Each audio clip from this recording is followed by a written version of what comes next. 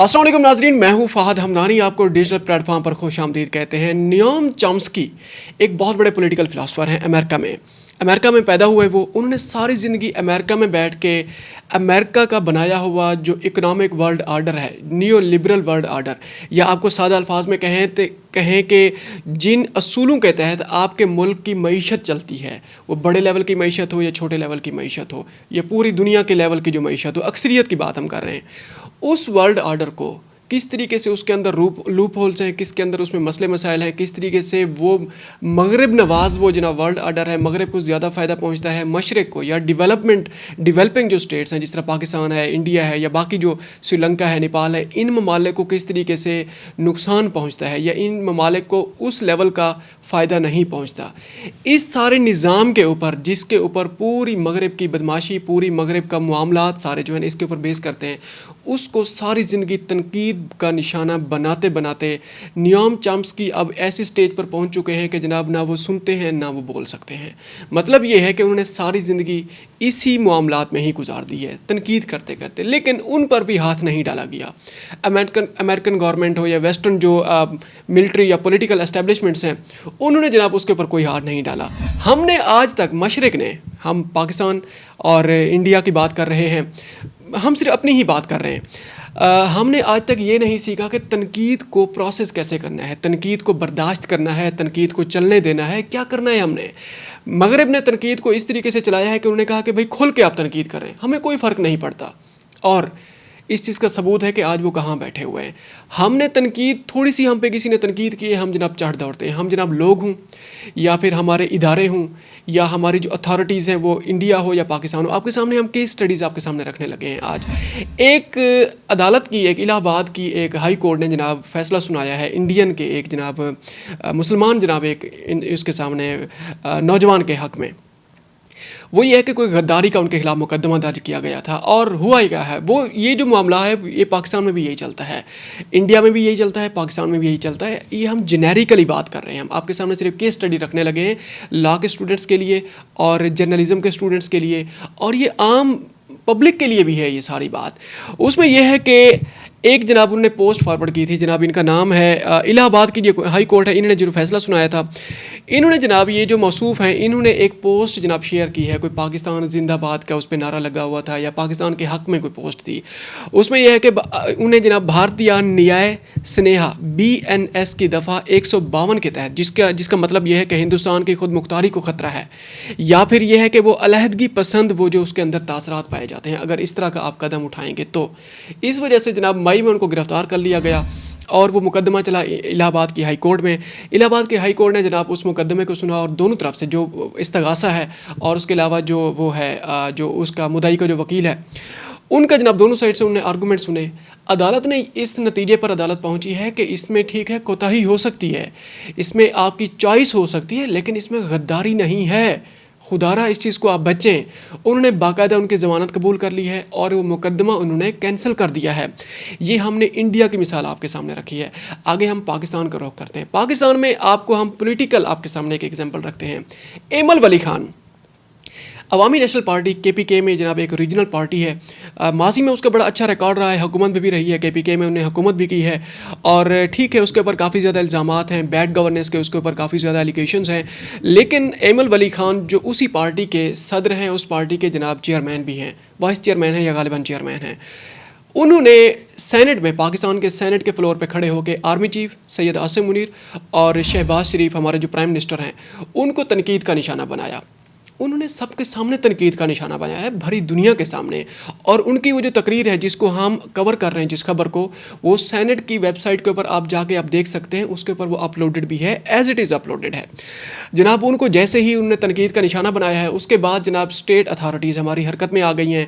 इस्लामाबाद की जो इंतज़ामिया है, इस्लामाबाद की फेडरल की जो वो बैठी हुई है हमारी, वो है विफाक की जो गवर्नमेंट है, उसने बाकायदा तौर पर जनाब अहकामात जारी किए कि एमल वली खान की जो सिक्योरिटी है, क्योंकि वार ऑन टेरर में इनके ख़ानदान को बहुत ज़्यादा नुकसान पहुंचा है, इसी वजह से स्टेट की तरफ से इनको सिक्योरिटी फराहम कर दी गई थी। जनाब इस्लामाबाद की जो गवर्नमेंट है, जनाब शहबाज शरीफ साहब जहाँ के प्राइम मिनिस्टर हैं हमारे, उन्होंने डायरेक्ट अहकामात उन्होंने जारी किए उनने इंतज़ामिया को, IG KPK को, कि जनाब इनकी सिक्योरिटी वापस ले ली जाए।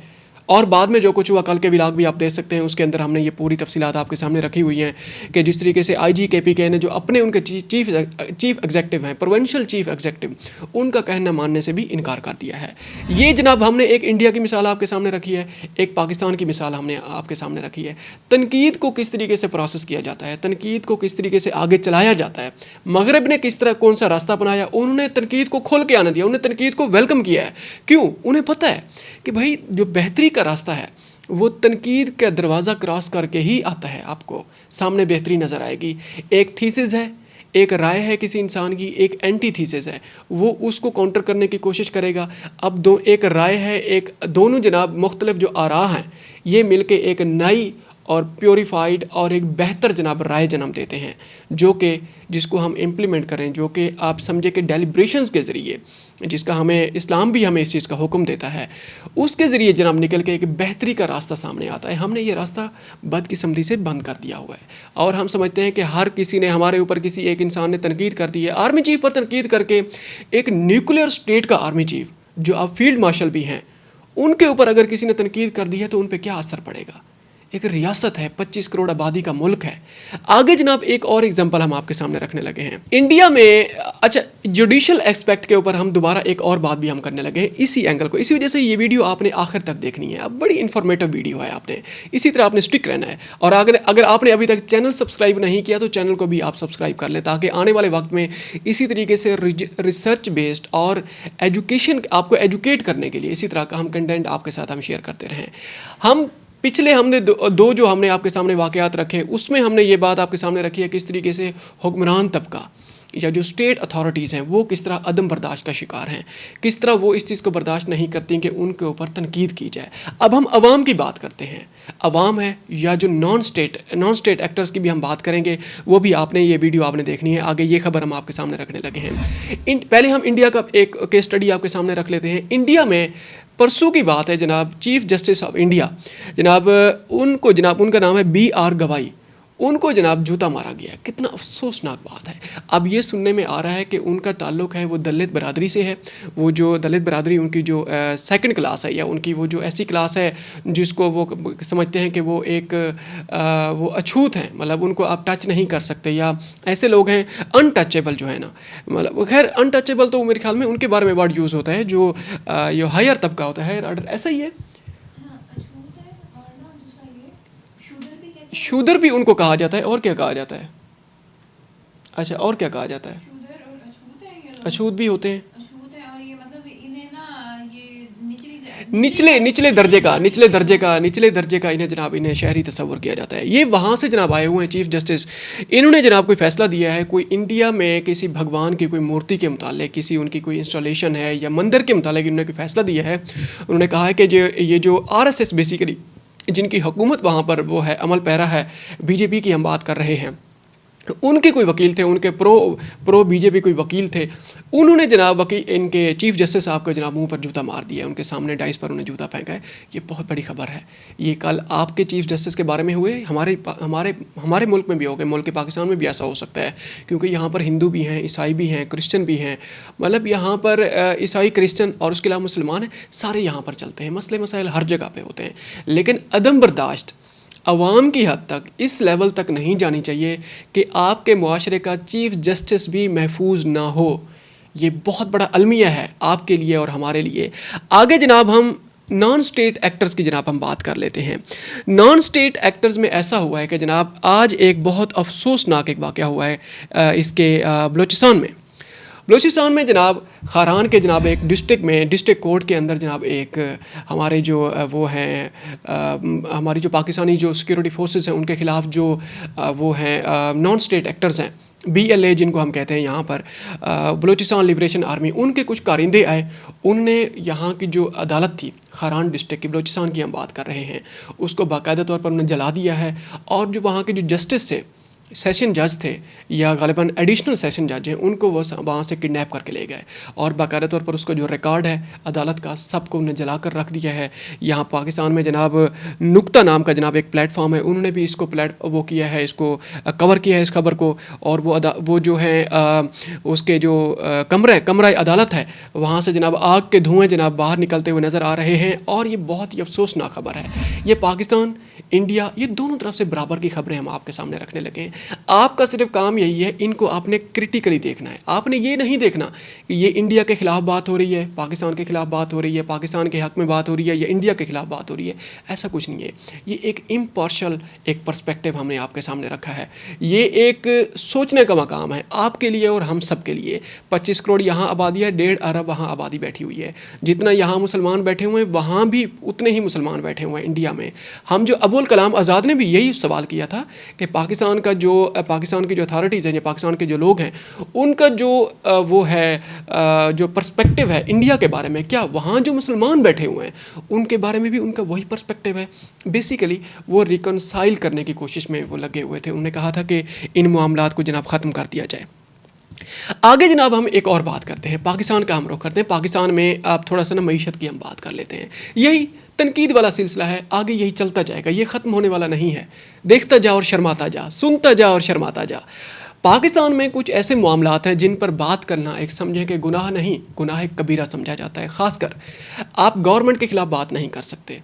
अपोजिशन यहाँ पर काफ़ी ज़्यादा कमज़ोर हो चुकी है, जमहूरियत काफ़ी ज़्यादा, कल के व्लॉग में भी हमने आपके सामने कुछ मामलात रखे थे जो कि हमारी जमहूरियत जो बाकी जमहूरियत है उसको भी कमज़ोर करने वाले मामलात हैं।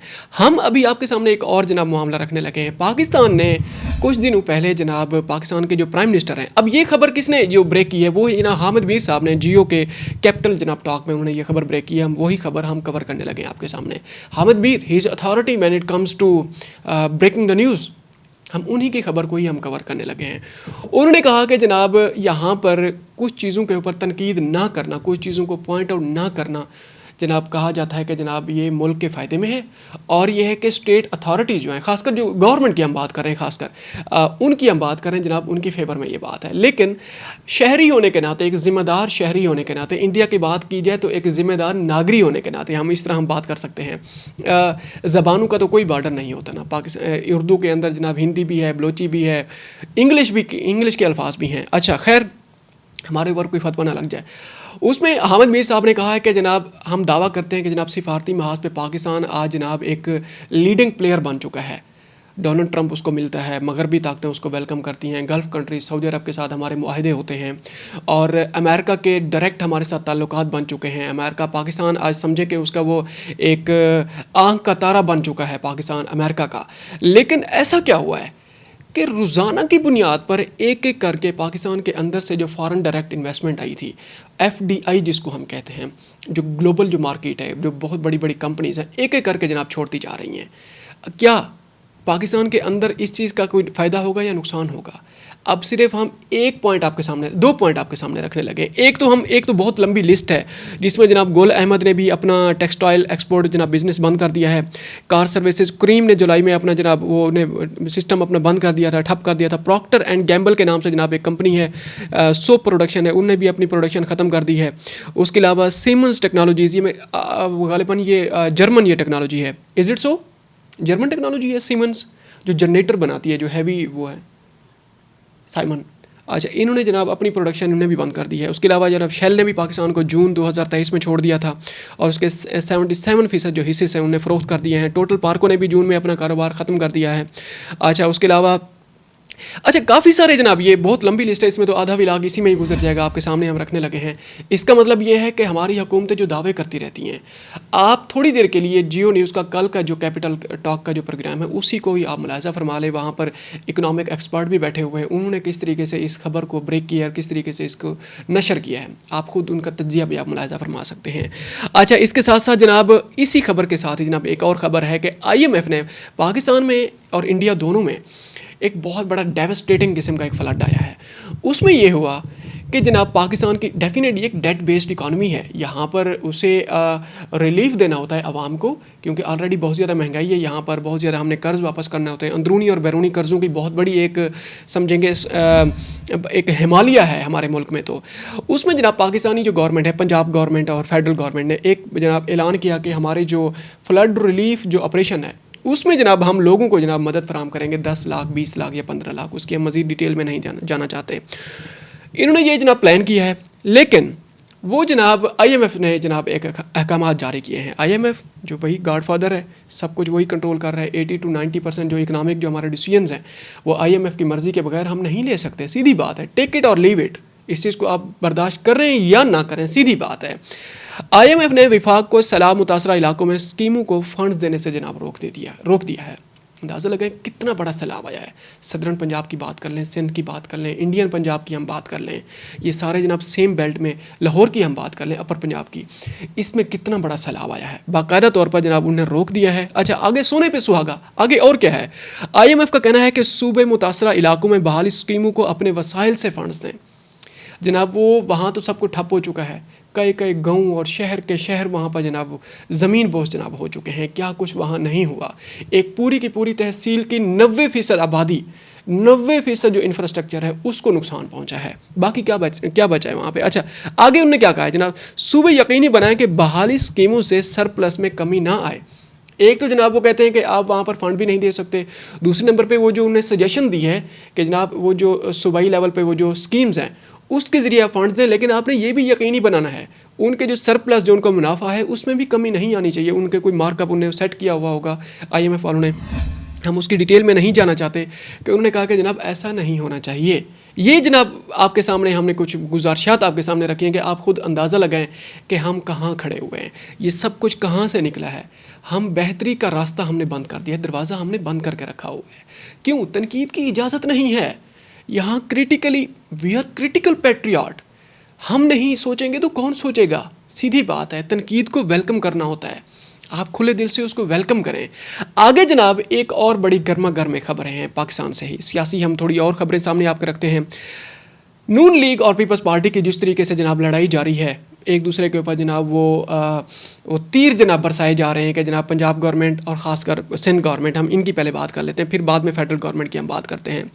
जनाब ये है कि हमने पिछले 3-4 व्लॉग में भी हमने इस खबर को कवर किया है कि जनाब ये तनकीद का निशाना बनाया जा रहा है, ये हो रहा है वो हो रहा है, बड़ा बहुत ज़्यादा ही ताबड़तोड़ हमले किए जा रहे हैं। जवाबी लफ्ज़ी गोलाबारी जो चल रही है वो पिछले 2-3 व्लॉग में हमने उसकी डिटेल्स आपके सामने रखी हैं, लेकिन उसकी जो लेटेस्ट जो उसका जो वो कहते हैं ना उसके जो आफ्टर शॉक्स हैं या उसके जो इफ़ेक्ट्स हैं वो हम आपके सामने रखने लगे हैं। ख़बर ये आई है कि जनाब फेडरल गवर्नमेंट के ख़िलाफ़ तहरीक अदम एतमाद जनाब लाई जा रही है। ये जनाब अंदर की खबर है। शहबाज शरीफ साहब को जनाब अपनी PM-शिप से हटाने के लिए पीपल्स पार्टी जनाब एक मतलब फिर सर उठाने लगी है, जो कि अभी तक इसकी इत्तेहादी है। और इसके अलावा जनाब ये है कि जनाब पीपल्स पार्टी ने बाकायदा तौर पर पाकिस्तान तहरीक इंसाफ के साथ भी रब्ता करना शुरू कर दिया है। मुबैना तौर पर हम ये खबर आपके सामने रखने लगे हैं, लेकिन इसकी हम मुबैना तौर पर का लफ्ज़ अगर हम हटा भी दें तो इसकी हकीकत भी हम आपके सामने रख सकते हैं।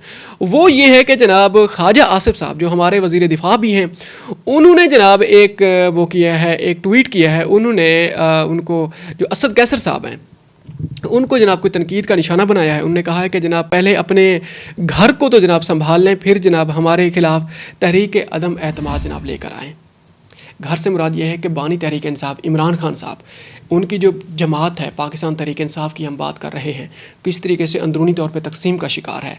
असद कैसर साहब क्योंकि टॉप ब्रास में उनका शुमार होता है, इसलिए ख्वाजा आसिफ साहब ने बाकायदा तौर पर उनको कुछ डायरेक्ट उनको वो कहते हुए उन्हें कहा है कि जनाब आप सबसे पहले जनाब अपने घर को संभालें, अपने घर के अंदर पहले ऑर्डर लेके आएँ, फिर हमारे प्राइम मिनिस्टर साहब को आप हटाने की बातें करें। आखिर में हम जनाब कश्मीर की बात कर लेते हैं। कश्मीर में अवामी यकजहती कमेटी ने किस तरीके से कश्मीर में उन्हें इनकलाब ला के उन्हें दिखाया है कि जो अवाम निकलते हैं वो सिर्फ लीडर्स की रिहाई के लिए या फिर बिरयानी की एक प्लेट के लिए, या फिर ये है कि जनाब अपने जो उनके जो लीडर्स हैं जिन्होंने सारी ज़िंदगी उन्होंने सलाम तक भी नहीं मिलाया, उनको देखा हुआ भी नहीं है लाइव, उनको आमने सामने, उनके लिए क्या लड़ रहे हैं, मर रहे हैं जनाब, लड़ाइयाँ कर रहे हैं, बाहर निकल रहे हैं, अपने जनाब बीवी बच्चों को जनाब दगरगूं उनको कर रहे हैं, जलील उनको कर रहे हैं। लेकिन कश्मीरियों ने बताया है कि भाई इनकलाब कैसे आता है। अपने हकूक़ के लिए कैसे खड़ा होना है, इत्तेहाद कैसे कायम रखना है। उन्होंने बंगालियों को भी उन्होंने पीछे छोड़ दिया है इत्तेहाद के मामले में। इस चीज़ से आप अंदाज़ा लगाएं। अब ये है कि जनाब पिछले 2 दिन से सोशल मीडिया पर एक बड़ी ये खबर, अहम बड़ी खबर है, वो एक मुबैना तौर पर एक रिटायर्ड कर्नल की एक जनाब ऑडियो कॉल बड़ी चल रही है, सोशल मीडिया पर बड़ी वायरल है वो।